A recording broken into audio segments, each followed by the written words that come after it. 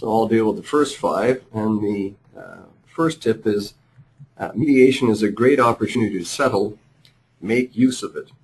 The vast majority of cases settled even before mediation was introduced. The whole idea of mediation was to encourage settlement early on, if possible, and to involve the parties in the mediation process and the settlement process. I find too often now people are coming to mediation and viewing it more as a pre-examination for discovery or an opportunity to size up the other party. They're prepared to settle if it's settled on their terms, but otherwise they're simply going to get information and report back. While this provides some benefit, I don't think it's making the full use of mediation.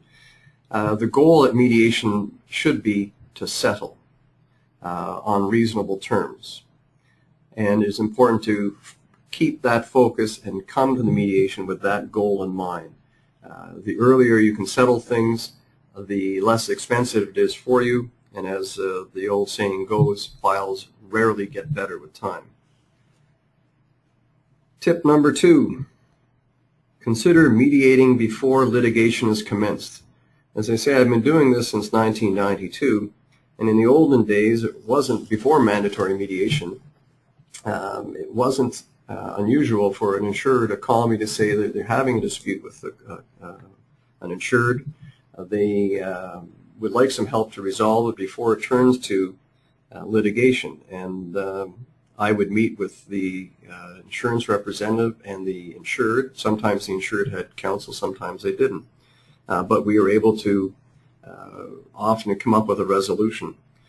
The advantage of mediating before the litigation gets started is that when the statement of claim is issued, you're now part of the adversarial process, and while it's still obviously possible to settle, it does change the tone somewhat. So I would give it some thought to the possibility of mediating even before the litigation gets started. Number 3, carefully pick your mediator. There are varying experiences among the mediators. There are different styles, there are different approaches, and not all styles, approaches, and mediators are applicable for each file. Give some thought as to who you want to use as mediator and why. You may want somebody who is a former judge because you think the insured or the other party will be more influenced by a former judge. You may want someone because you want more of an opinionated mediator, someone who is going to suggest how the matter should resolve. Or you may want the exact opposite. You want someone who will follow the process, be there to assist, but not get in the way. So give some thought to who the mediator is, and don't just have it selected by your counsel. If counsel does select the mediator, ask why. Next point. Arrange for production of documents prior to the mediation. It is very, very hard to settle when you're in a vacuum. There is a natural suspicion as to why documentation hasn't been produced. In property damage files, if there's a claim for business interruption and not all the business records that should be produced have been produced, you wonder why. Same in the personal injury with the family doctor's notes and records pre-accident haven't produced, you wonder why. There probably isn't a lot to turn on those records, or may not be, but the suspicion is there. So make sure you have production of all key documents before you go to mediation. If you don't, you can delay the mediation because you want to be able to support any settlements you reach to your superiors. So it's important to obtain that information. And at this point, we are going to do our first poll, which will come up on the page here shortly.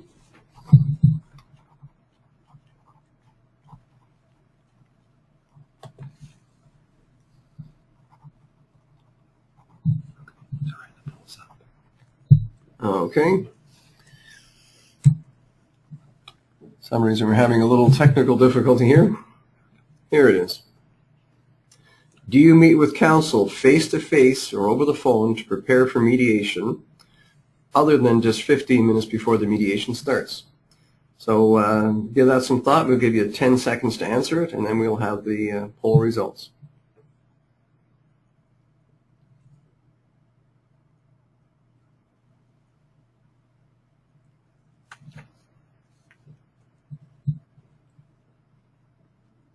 All right. Here are the results of our poll.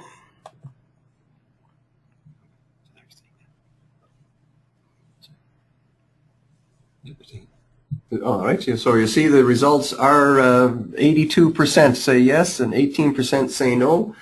As my father said, and as I harp to my kids, you get in and you get out what you put in, and that applies to mediation. If you put in the effort to prepare, you usually get out a better result.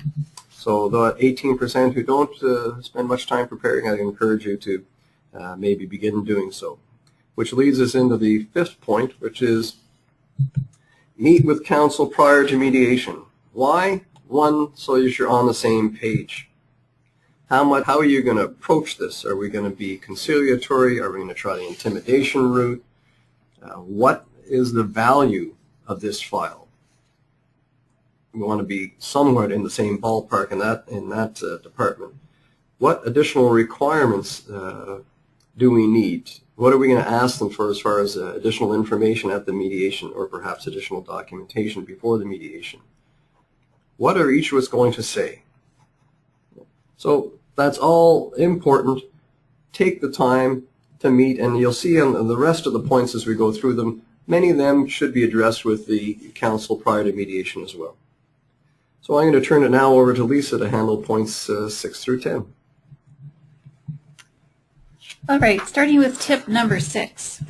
Give thought to the interests of the other party and how you might meet the need. This is really important because you really need to think outside of the box. Are there other possible solutions to trying to settle the matter? For example, in employment matters, or can you offer possible retraining or labor market reentry studies, those types of things. With respect to plaintiffs and personal injury cases, can you provide them with some kind of financial security to give them that peace of mind that they need? So should you have a representative from a structured settlement company there to assist in those calculations and provide that security that the plaintiff may desperately need to settle the case for them?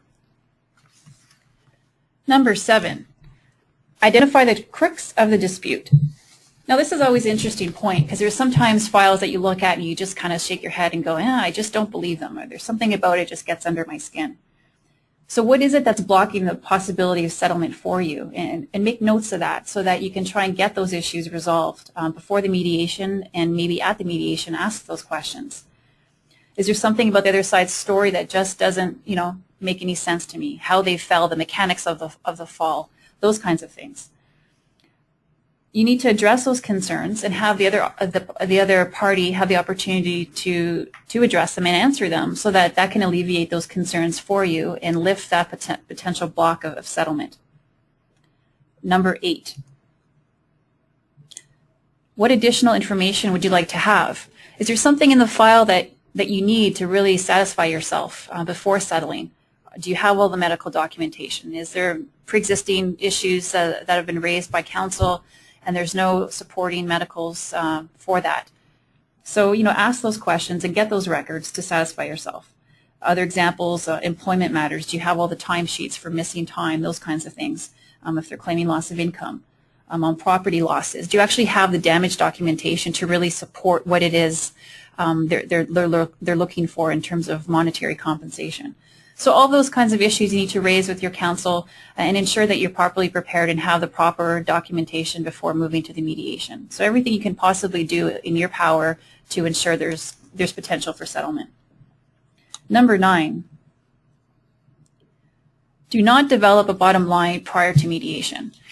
I think this is a really good habit to get into because oftentimes, I deal with insurers quite often, and you've set the reserves, and so you have this concept in your mind of, okay, I'm not going to pay more than X dollar. And things can change at mediation. Your perception of the plaintiff may change. You may not have any sympathy for them, then all of a sudden you show up and you actually meet them and they explain the story, they explain the mechanics of the fall, or they explain how the water damage claim in their home has affected them, all of these things. And so all of a sudden, your perception may change and the number that you had in mind, may be different. And so you have to be ready for those kinds of spontaneous things to happen. So be flexible. Be open, and make sure you're ready for that in case it does happen. Number 10, determine your BATNA. This is one of Steve Kelly's favorite ones. Best alternative to negotiated agreement. Examine the possibility of what the best other option is if you don't settle. What is the likely outcome going to be at trial? Consider what the alternatives are. It really makes you sort of look at the offer and the potential of settlement a little differently when you think of maybe on liability you don't really have much chance. So maybe, settlement makes a lot more sense for you. Consider the risks of going to trial compared to a settlement that is looking you right in the face.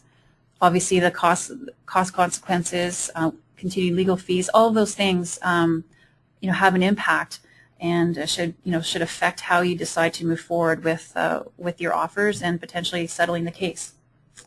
We're going to go on to 11 with Steve. All right. Your statement of issues is a tool. Use it wisely. The statement of issues is your first opportunity to set the tone for mediation. What tone do you want to set? Well, I suggest that you want to demonstrate to the other side that you are going to be open and you will be candid. And you can do that by setting out admissions in your statement of issues, for example, admitting liability, admitting that the person is injured, admitting that certain items were lost in a fire and and you can agree on the value. Anything that you can admit in the statement of issues.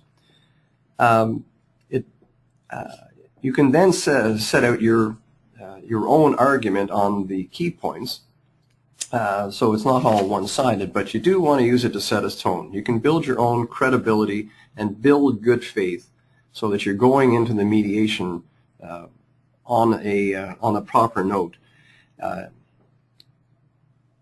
If you sit there and simply use the statement of issues to bat the other person over the head with the strength of your case, then they're likely to respond in kind, and you're really not getting very far towards settlement. Which leads us into the next point. Your statement of issues should not be the same as your pretrial memorandum. First of all, keep in mind the other side knows the case, so you don't have to educate them. The statement of issues is really designed to educate the mediator, but they're not deciding the case, so you don't have to give them all the details. You just want to bring them up to speed. And so the statement of issues should be fairly short, to the point, identify the key issues, and set out your views on those key issues. It shouldn't get into an argument of the law. It should not be adversarial. Keep in mind that in a pretrial, you don't need the other side. You are trying to convince a judge. Here, you're not trying to convince the judge or a mediator. You do need the other side. So I'd suggest you don't adopt an adversarial approach. At the same time, you can set out your strong arguments and take a very, very firm position, but do it in a direct, succinct manner. If you notice, think back in your files, if your statement of issue and your pretrial memorandums are pretty much the same, you might want to chat with counsel as to why. It may be a bit of a money saving if it does go to pretrial, but they really aren't being used for the same purpose. Point number 13, have a representative attend the mediation. Mediation is a very human process. That's part of why they've introduced it. And that's part of the secret in why it results in more settlements. You increase your chances considerably if you attend the mediation. You get an opportunity to see the third party in person. You can hear and assess what they have to say. You can hear and assess their arguments. It's very difficult to do that if someone else is, if a lawyer attends and they simply filter the information back to you, or if you are on the phone. The next point, send a representative with authority to enter into a settlement he or she feels is appropriate. I realize this is difficult. You have so many mediations, so many files, and only so many people with considerable authority. You might be tying up their entire time if all they did was head off to mediations. But it does enhance the likelihood of settlement if the person at the mediation does have authority, not just instructions. So whenever possible, send somebody who does have considerable authority. If that's not possible, give the person who is going as much authority as you can, and make sure that someone is available for that person to call back if they want additional instructions. When they get there, they're getting a lot more information. They're getting a feel for the both cases, your own and the other side's, and they are in the best position to suggest what is a reasonable settlement. And that leads us to point number 15. Ensure that a representative of the other party attends and that representative has full authority. As a mediator, if I'm asked if someone can attend by phone or can be available by phone, I leave that to the parties. When I'm representing a party, I never allow that to happen. I always insist for the person from the other side to be there. It is very, very easy to say no over the phone. It is much more difficult to say that in person. My experience is that when people only attend by phone, they typically pay less. One, because they can take a harder line, or two, because they don't have authority.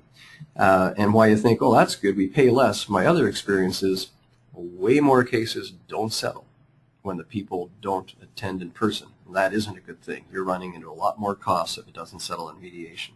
It is a really missed opportunity. I know it can be inconvenient to go out of town or across town. Ottawa in the frigid cold, or even Timmins isn't a great place to visit. But if you invest the time and energy into attending in person, it's far more likely that you will resolve the matter and you'll get a return on your investment. So at this point, we'd like to take a break and give you an opportunity to send in a few questions that we'll try to answer.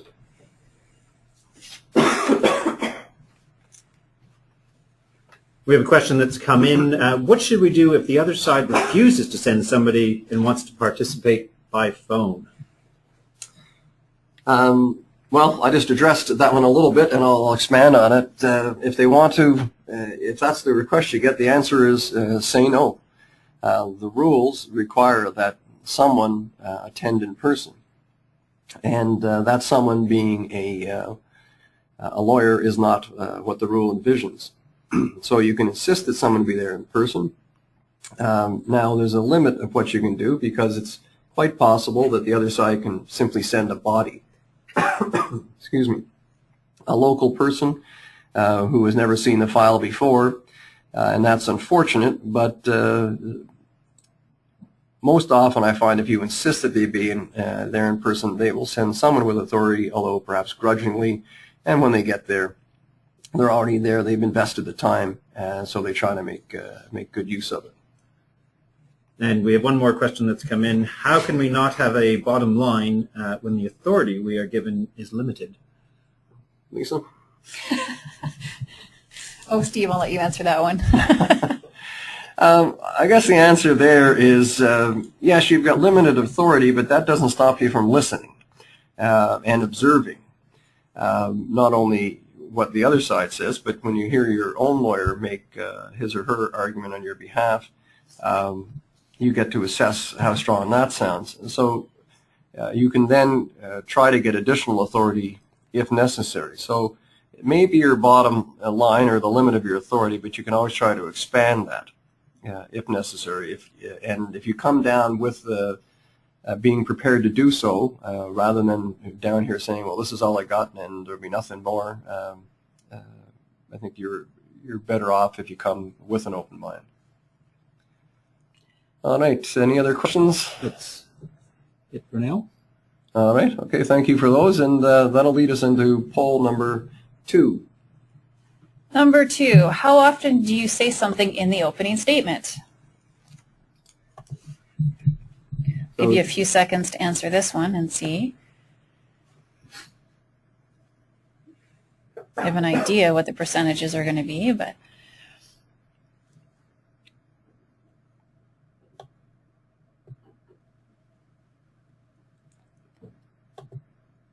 thanks everyone for participating. We seem to have active viewers out there, which is great. Another couple seconds.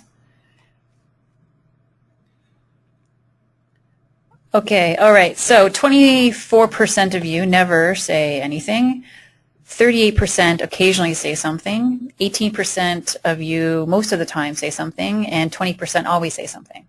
So that's quite a range, I think. It is, and that's reflects our experience as both mediators and counsel. All right, so I'm going to move into the next tip, which is number 16, moving right along here. Using the opening statement to reinforce the tone set in your statement of issues. Steve went into this earlier in terms of the statement of issues.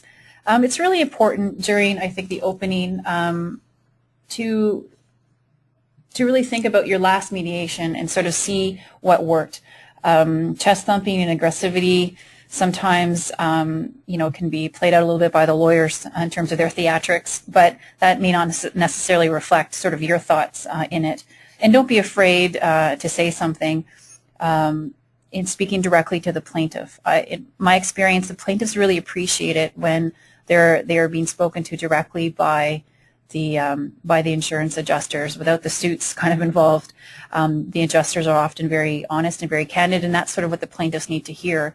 When you're speaking directly to the plaintiff, it really sends a strong message because they know you're the ones with the purse strings, essentially.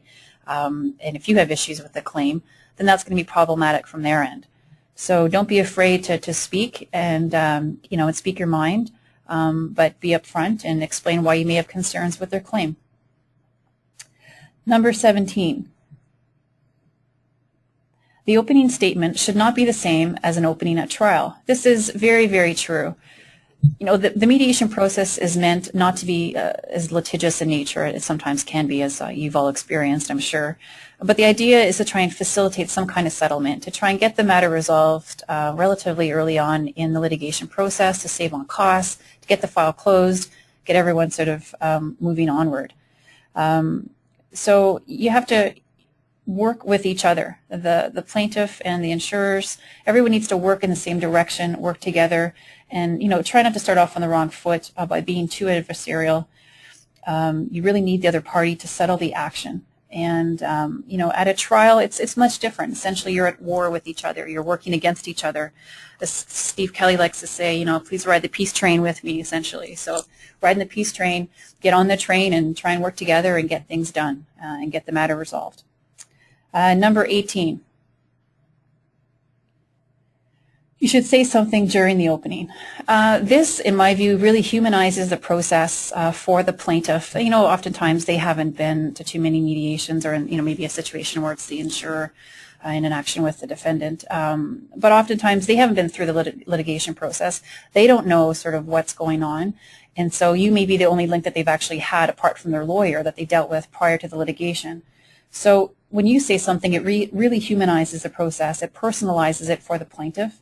And don't be closed to that idea.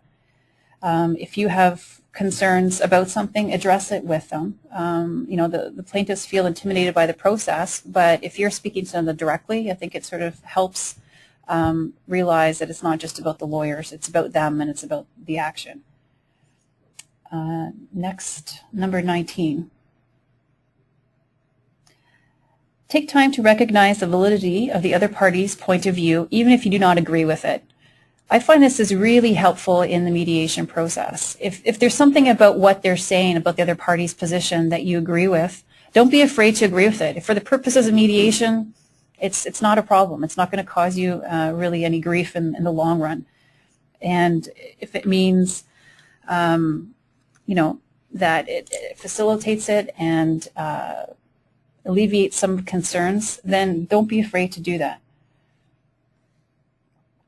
Next point, number 20. If there are aspects of the other party's viewpoints that you agree with, highlight these as a way of establishing a good rapport. Again, if there's things such as, for the purposes of mediation to admit liability, that goes a huge and long way with the other party. If you're acknowledging, yes, there's coverage, but there's issues with quantum, again, those things, saying those things during mediation are very, very helpful in trying to getting the matter resolved. Agreeing upon experts or expert opinions, all of those things. Don't be afraid to agree. And that's always sometimes, people go into mediation with, obviously it's litigious in nature, but they're concerned about agreeing to certain things. And don't be afraid to do that. All right, Mr. Okay. Hill. Number 21, stay involved in the conversation.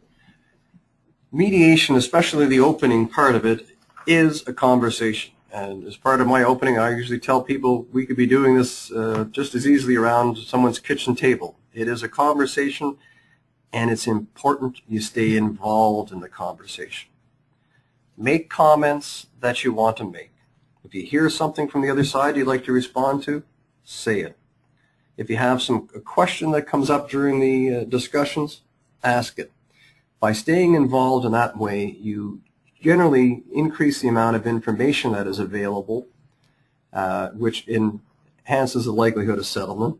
You also help to identify the key issues, and then people can try to address those issues. By staying involved in the conversation rather than leaving it to the lawyers, you also demonstrate that you're open, you're still involved, and you're still making an effort towards settlement. It's also more likely that if you stay involved, the other party will stay involved. And the more they invest of their own energies in this process, the more likely it is to settle. So do stay involved in the conversation. That leads to number 22, which is listen closely. An important part of any conversation is listening. And it can at times require a great deal of patience, especially if you are in a personal injury case or a fire loss, and the people are very emotionally involved, and there may be a number of parties that you have to hear from. It's important that you listen. First of all, you may learn something from listening to them. It can have an impact on you, what they say. It might help you identify what is important to them. Personal injury case, someone's going on and on about how this has affected their spouse and how tiring it has been for their spouse, then that may clue you to say, you know what, we better throw some money at this FLA claim, whereas we might not have thought it was all that important beforehand. It also is also very much appreciated, and I can't emphasize that too much, how much the other side appreciates if you actually listen to them and let them speak. It's an important day for them, and you can build up a great deal of bonus points if you do listen to them. The next point, make use of your mediator. You pay the mediators a lot of money. You might as well get full use for your bang for your buck. I assume if you've decided to use this mediator that you trust them and that they have certain skills. Make use of those. Keep in mind that the mediator is the only one who is in both rooms. That's a tremendous advantage. Make use of that. You can have your mediator provide you with feedback on things that you may want to pass on to the other side. How will it be received or not received? When should you produce surveillance, for example, that sort of thing? Or should you do it at all? You get feedback on how you're structuring your offer. Is that the best way to do it, or is there a better way? It makes me insane when mediators are stuck in the hallways. What is the purpose of that? Use them. There are times when you want to talk to your counsel on your own, and that's fine. But if you trust the mediator, there's no reason they shouldn't be part of your a lot of your discussions and contemplations on how to consider offers and respond to offers. So that's a major point in my opinion. Give thought on how to structure your offer so as to make it more appealing or create more momentum. How can your dollars most effectively be used is really the question. Sometimes it's not how much money, but how it's broken down. Especially early on in the game, you can use this to create momentum.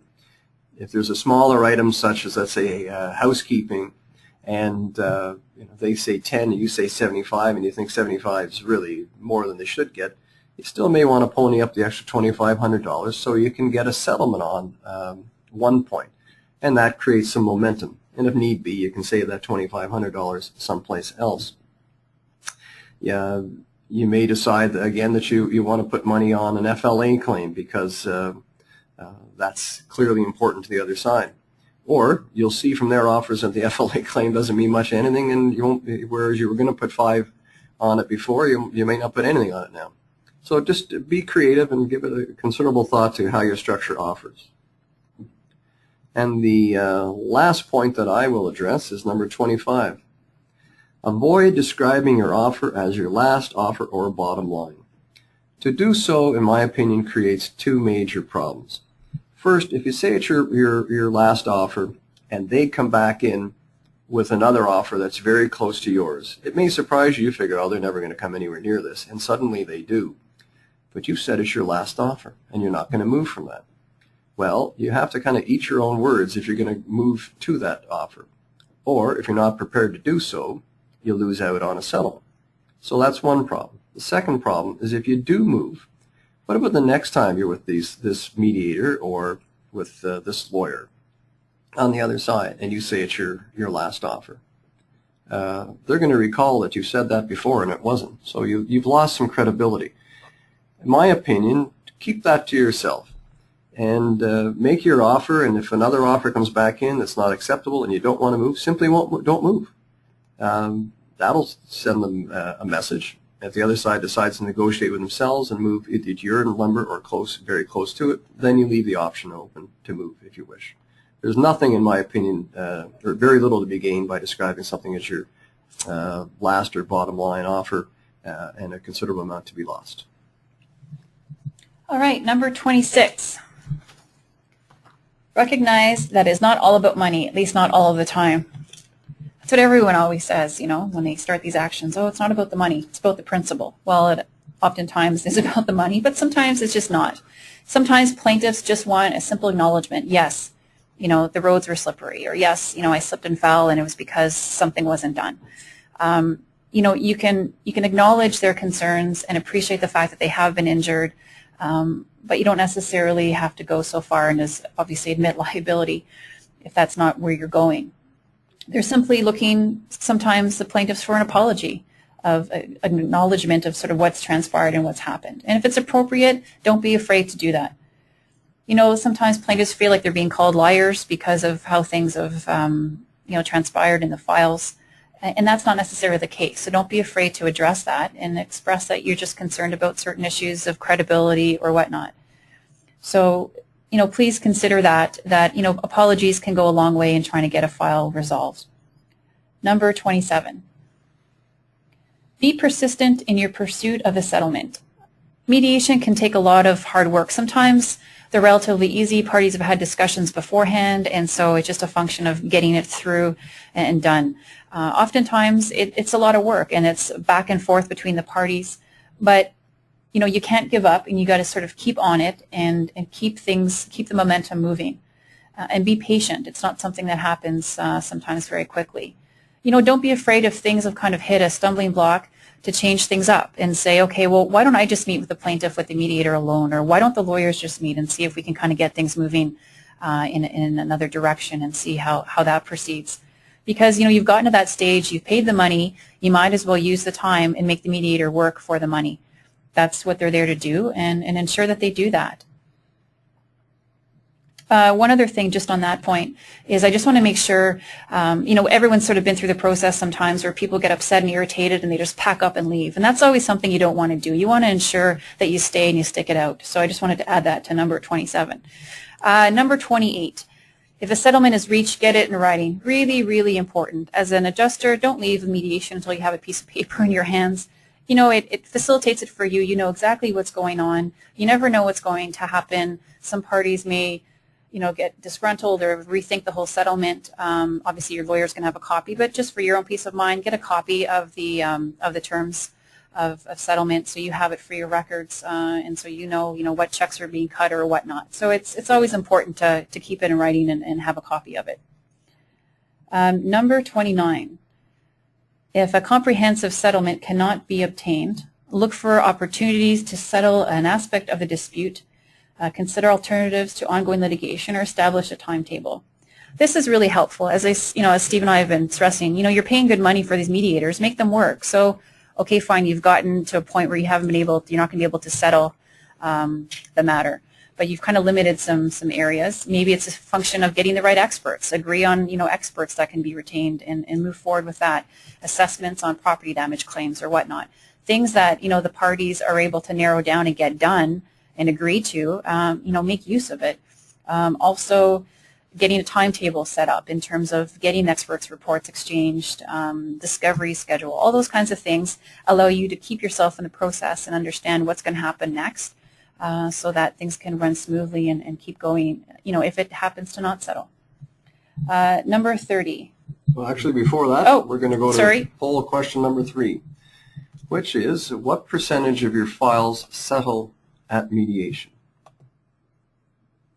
I'll give you 5 seconds to answer that. Well, maybe we'll give you 10 seconds. Yeah, Steve and I have had some debates over this one, but I guess we'll see.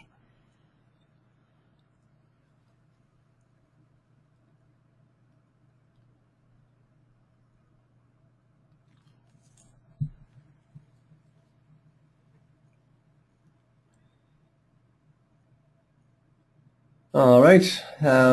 It looks to be that we've got 3% find that 0 to 10% of their cases settle at mediation. So 3% of you have pretty poor results out there. 6% only get between 11 and 25% of their cases settled at mediation. Again, not a very good result. 29% get between 25 and 50% settlement, and that's not bad. Certainly better than not settling. If you can get almost half your claims settled, that's great. 32 get between 51 and 75%, and 30% get more than 75% of their claims settled at mediation. I'd suggest perhaps you ask yourself a few questions here, and the obvious one is, why are some people getting far greater settlement results than I am, and are they better off getting the settlement, or are we better off not settling and heading down the road? Ultimately, who gets the best results when the file is closed? So that, Lisa, leads you to your last point. All right, number 30. Remember, you do not have to settle at mediation. So you don't feel pressure, don't feel you're in a corner where you have to get this done today, because sometimes it can happen the next day. It may not settle particularly within that 3-hour period or 4-hour period. You need some time to reflect and think about it, and maybe speak to management or whatever. But you don't have to settle at mediation. Doesn't mean it's not going to settle. It just means it's not going to settle that day. So don't be afraid to say no if it's appropriate. But if it is, I would strongly encourage you to consider and move forward with the settlement. There's always going to be other opportunities to settle. The litigation's still going to move forward. So think of those when you're considering how you want to proceed. On a last note, I just want to ensure it's always good, because the litigation, if it's not going to settle, is going to move forward, get your stuff and go and say goodbye to the other party. I think it speaks volumes to everyone that, yes, it's litigious. It's not the most pleasant process, but at the end of the day, you can walk away and say, thanks very much. We tried our best here today, and we'll move forward and see what happens in the future. So I think that's important, and I always appreciate that when I'm acting as a plaintiff or defendant if the other parties do that. So. All right. So we've covered off our 30 points in roughly 30 minutes. And so we're now turning it over to you. If you have any questions, please fire them in. We'll give you a couple of seconds here to come up with some questions. And in the meantime, I'll make one or two other points if you don't mind. Again, I'll just go back to my point of saying, look, if you want things to settle, then you have to invest the time in preparing, and you have to invest the time and money in attending, and you usually get a better response, bang for your buck. All right. Now, apparently there are some people who are in Toronto, who are anti-Toronto, who are located in Ottawa, because one of the questions is really not a question. It's go Habs, go Sens, Leafs suck. So we assume that isn't somebody from Toronto. That really isn't what we're looking for, but we get your point. One of the questions is, have you ever used video conferencing as an alternative?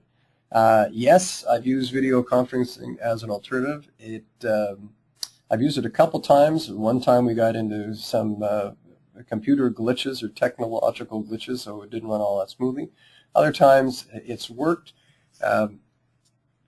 It's better than nothing. It's much better than nothing, but it's not near as good as people being there in person. The next question, can follow-up documents be requested after the mediation before a final settlement amount is agreed upon? Yes, you can. I try to use that option when somebody says, well, I really, before I can do this, I really need to have the employment documents to confirm attendance pre-accident, that sort of thing, or the hours they were keeping pre-accident.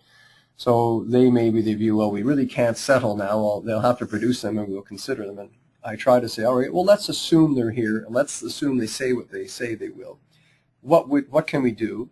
And then we'll write it, and it's very important that you get it in writing, that this settlement is subject to those documents being produced and the person who's receiving them being satisfied. So it leaves you an opening to settle, but at the same time not doing it improperly if it turns out the information isn't accurate. Do you want to take this one, Lisa, since Sure. you're on the roster? What's Lisa's opinion of roster mediators? I love roster mediators. Because I do so much insurance defense work, you have to be careful with the roster mediators and ensure that you're actually retaining someone who has litigation experience. So that's sort of key. So, usually your lawyer will suggest, 2 or 3 options to you, and, make sure that you're comfortable with those options that actually have litigation experience, because oftentimes it can happen if sometimes a roster mediator is appointed because notice hasn't went in on time. It can cause some difficulties with having someone who doesn't have necessary litigation experience. All right. Time for one more. Okay, well, we got a whole number coming here. I'll try to grab one here. And you can always email us with your questions. We'll answer to them. What types of opening remarks would you recommend an adjuster make to help assist with the mediation? Well, first of all, I'd say, what can I say that will help us move the matter towards settlement? That's the first thing I would ask myself. The second thing is, I think you're always, it's always good to try to humanize the process. So talk with the person and recognize the pain they have, the loss they suffered from the fire, the inconvenience they've experienced, all that sort of thing. So you say, again, that you empathize with them. That goes a long way. But at the same time, I think you've got to also show that you're not there just to write a check for any amount they want. So you have to say, while I feel that way and while I'm hopeful we'll get it resolved here, there are some questions that we have, and that we have a different view of things. So that is important to put on the table as well. but just by being involved shows that you're being open-minded and you're there to work with them. There's a good number of questions that are still there. So do we have time? Or Maybe do answer one more. Okay. What is the best approach when we are given a load of productions the day before mediation? Well, I guess one, it depends on your level of experience and your comfort level in being able to get through that material yourself, and whether you can make a decision based on that information or if you have to go back to somebody else. It's annoying as hell. It shouldn't happen. If it does, you decide, are you comfortable in dealing with it? Or, if need be, can you put the mediation off? And I would put it off, and unfortunately you'll probably have to eat some cancellation fees with some mediators, not others. And I think that's just the cost of it, and you can try to keep that in mind down the road to say, you know, we want the other side to eat the cost. In all likelihood, that isn't going to happen. You'll eat it at the time, and you won't be compensated later on. But still, it's small potatoes compared to the overall cost of the file. And you want to make full advantage of the mediation, so buy yourself time if you need it. All right.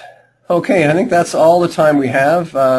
We really appreciate you taking time to be with us this afternoon. We hope this has been of assistance.